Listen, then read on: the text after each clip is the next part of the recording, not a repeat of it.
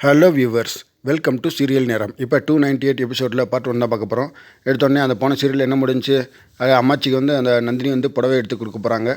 உடனே கதிர்ச்சி உள்ளே போனாப்புல, அதோட போன சீன் கட் ஆகிடுச்சு போன எபிசோடு.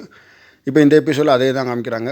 அப்படியே நந்தினி இந்தாங்க இந்த புடவை வாங்கிக்கோங்க, வாங்கிட்டு போய் கட்டிட்டு வாங்க அப்படின்னு சொன்ன உடனே அத்தை வெளியில் வராங்க. வெளில வந்தோடனே அப்படியே உடனே கதிர் வேகமாக எந்திரிச்சு போய், ஏம்மா அதெல்லாம் ஒன்றும் வாங்காதம்மா, நான் உனக்கு தனியாக ஒரு புடவை எடுத்து வந்திருக்கேன், அதை வாங்கிக்கம்மா அப்படின்னு சொல்லிட்டு ரூமில் போய் ஒரு புடவை எடுத்து கொடுக்குறாரு. கொடுத்தோடனே இந்த புடவை கட்டிக்கம்மா, அவள் வாங்கினதெல்லாம் கட்டாதம்மா அப்படின்னு சொல்லிட்டு சொன்னோடனே அம்மாச்சி பார்க்குறாங்க. இந்த புடவையை பார்த்தா இது வயசு பிள்ளையை கட்டுற மாதிரி ஒரு புடவை எடுத்துகிட்டு வந்துட்டாப்பில், ஒரு ரோஸ் கலரில். அப்படியே அம்மாச்சி பார்த்துட்டு கற்றுக்கிட்ட வேணான்னு சொல்ல முடியாமல், கட்டுறேன்னு சொல்ல முடியாமல் ரெண்டு மனசாக இருக்காங்க.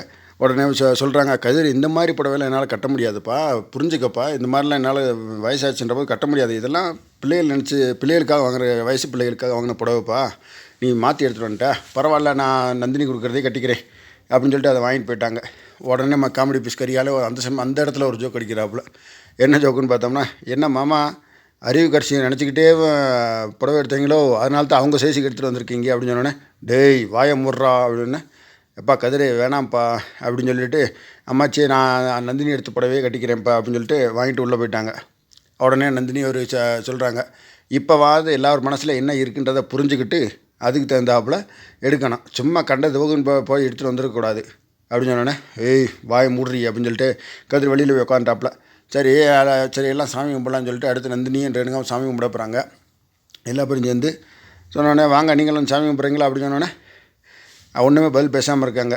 இவங்க எங்கே சாமி கும்பிட்றது, இவங்க எவனுமே குளிக்கவே இல்லை, எவனுமே குளிச்சிருந்தா தான் நேரம் வந்திருப்பாங்களே அப்படின்னு சொல்லி ரேணுகா சொல்ல, சரிக்கா வேணாங்க்கா வாங்க நம்மளே சாமி கும்பிடலாம் அப்படின்னு சொல்லிட்டு ரெண்டு பேரும் ப்ளஸ் அந்த புது மாப்பிள்ளை இந்த தர்ஷினி, அதுக்கப்புறம் ஜனனி, சக்தி எல்லா பேரும் சேர்ந்து சாமி கும்பிட்றாங்க. அப்படி மீனாட்சி அம்மனை சாமி கும்பிட்டுட்டு, சரி வாங்க எல்லா பேரும் உட்காந்து சாப்பிடு அப்படின்னு சொன்னோடனே அப்படி கரிகாலம் பார்த்துட்டே இருக்கான். மாமா ருசி பயங்கரமாக வருது, போய் நம்மளும் போய் ஒரு சாப்பாடு சாப்பிட்ருவோமா அப்படின்னு சொல்கிறேன். சொன்னோன்னே, டேய் பெசாமர்றா, நம்ம வெளியில் ஆர்டர் பண்ணியிருக்குது, பட்னியாக வச்சுக்க, அப்படின்னா தான் வயிறு முழுக்க சாப்பிட முடியும், பெசாமர் அப்படின்னு சொன்னோன்னே உள்ளே இருந்து நந்தினி அப்படியே அப்படின்னு ஒரு சவுண்டை விட்டுட்டு, நல்ல நாள் போது தான் 4 பேருக்கு சாப்பாடு போட்டால் நல்லது தான், அதனால் உங்களுக்கு நாங்கள் சாப்பாடு போடுறோம் வாங்க அப்படின்னு சொன்னோன்னே, நீங்கள்லாம் ஒன்றும் மெச்சிக்கிட்டு ஒன்றும் சாப்பாடெலாம் ஒன்றும் போட வேணாம், நாங்களே பட்னியாக கூட இருந்துக்கிறோம் அப்படின்னு சொல்லிட்டு கதிர் இருக்காப்புல. நாங்களாம் வெளியில் ஆர்டர் பண்ணியிருக்கோம், இட்லி கறி சாப்பாடு எல்லாம் ஆர்டர் பண்ணியிருக்கோம், உங்கள் முன்னாடி வச்சு திம்பம் பாருங்கள் அப்படின்னு சொன்னோடனே, சரி எப்பா அவங்க சாப்பிடட்டும்பா, நம்ம எல்லாம் சாப்பிட்லான்னு சொல்லிட்டு எல்லா பேரும்